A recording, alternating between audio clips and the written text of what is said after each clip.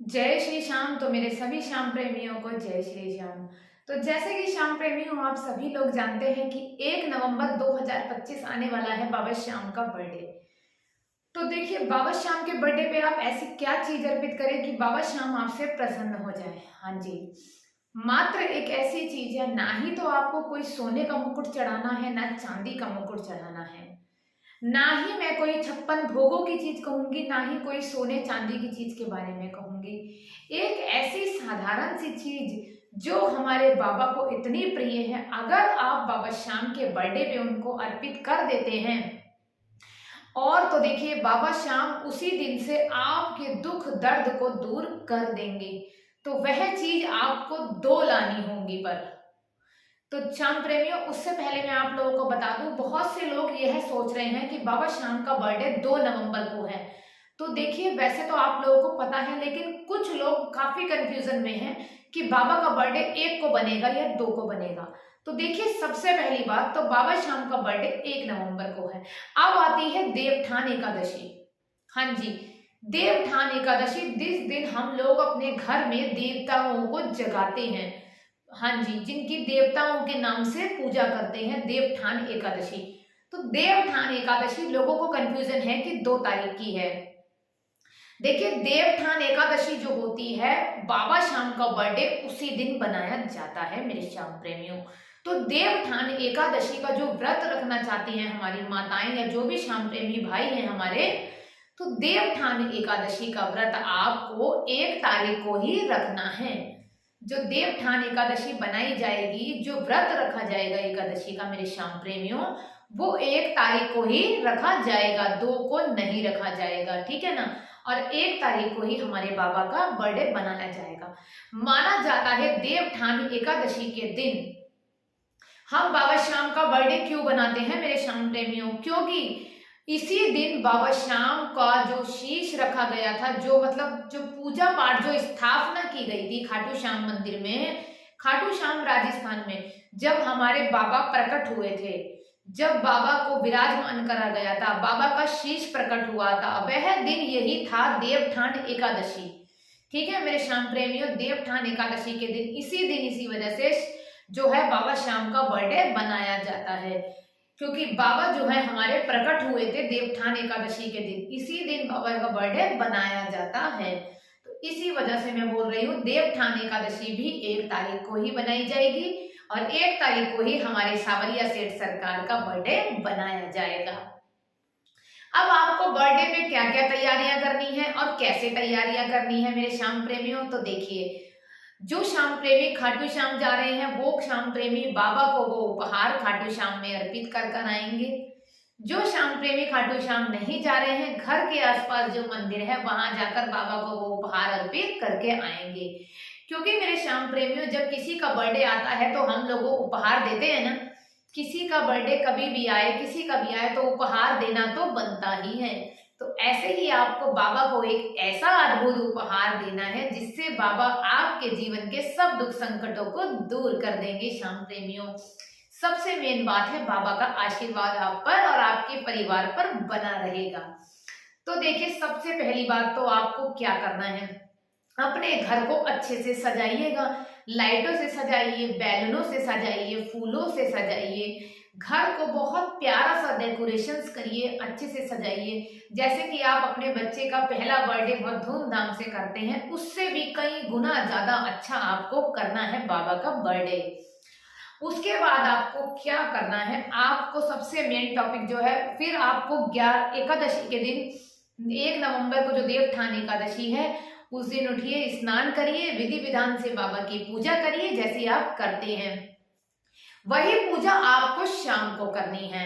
शाम को आपको जब बाबा का बर्थडे बनाते हैं तो आप कोशिश करिए कि बाहर से केक मत लेके आइए, क्योंकि देखिए केक में होती हैं अद्भुत मिलावटें। कितना भी दुकानदार कहता है ये शुद्ध है, पर वो शुद्ध नहीं होता। तो आप कोशिश करिए मावे का छोटा सा केक बना लीजिए। अगर मावे का केक नहीं बना सकते हैं तो मावे की मिठाई बना लीजिए, उसका भोग लगाइए। श्याम प्रेमियों, यह अपने हाथों के मिष्ठान और केक बनाकर रात के टाइम, शाम के टाइम बाबा की पूजा करें, आरती करें, बाबा का फूलों से श्रृंगार करें और इतना अच्छे से बाबा को इत्र लगाएं और उसके बाद जो मिष्ठान आपने बनाया है उससे बाबा का बर्थडे सेलिब्रेट करें। घर में भजन चलाएं, जितने ज्यादा भजन चला सकते हैं उतने भजन चलाइए। बैठकर बाबा के भजनों का नाम कर लीजिए, बाबा के मंत्रों का जाप करिए। अब आती है बाबा को उपहार अर्पित करने वाली बात। उपहार में मात्र आपको बाबा को सबसे प्यारी चीज अर्पित करनी है, और अगर आपके घर में खाटू श्याम जी हैं और साथ में लड्डू गोपाल जी हैं तो उनको भी अर्पित करनी है। अगर लड्डू गोपाल राधा कृष्ण को आप अगर प्रसन्न कर लेते हैं तो खाटू श्याम जी तो हूबहू प्रसन्न हो ही जाते हैं। तो आपको उन दोनों के लिए ही क्या करना होगा, आप जो है बांसुरी अर्पित करिए। 10 रुपए वाली ला सकते हैं 10 वाली लाइए, 50 वाली ला सकते हैं 50 वाली लाइए, 100 ला सकते हैं 100 वाली लाइए, जैसी आपकी गुंजाइश हो वैसी लाइए। लेकिन बाबा श्याम को बांसुरी जरूर अर्पित करिए, क्योंकि जब बाबा श्याम उस बांसुरी को बजाएंगे और उसमें से जो धुन निकलेगी वो आपकी हर एक मनोकामना को पूर्ण कर देगी, आपके घर को पावन कर देगी, आपकी हर एक इच्छाएं पूरी होंगी और आपके घर से जितनी भी बुरी नेगेटिविटी है वो दूर होती चली जाएगी। और जब हमारे घर से नेगेटिविटी बुरी दूर जाती हैं तो हमारे घर में खुद ही खुशहालियां आने लगती हैं, बनने लगती हैं। और अगर आपके घर में लड्डू गोपाल हैं तो लड्डू गोपाल को भी आप जरूर बांसुरी अर्पित करिएगा गिफ्ट के तौर पे, क्योंकि लड्डू गोपाल, सावरिया सेठ और राधा कृष्ण यह सब एक ही हैं। तो जो सावरिया सेठ को आप अर्पित करते हैं वही अपने घर में राधा कृष्ण या लड्डू गोपाल जो हैं उनको भी बांसुरी अर्पित करनी होगी आपको। बांसुरी अगर आप बाहर अर्पित करने जाते हैं, मंदिर में कहीं पर जाते हैं आसपास, तो अच्छी बात है, तब आप 2 बांसुरियां लेकर जाइएगा और दोनों ही बाबा को अर्पित कर दीजिएगा और अपने मन की बात कहिए बाबा मेरे दुख संकट दूर करो, हमेशा मेरे साथ रहो।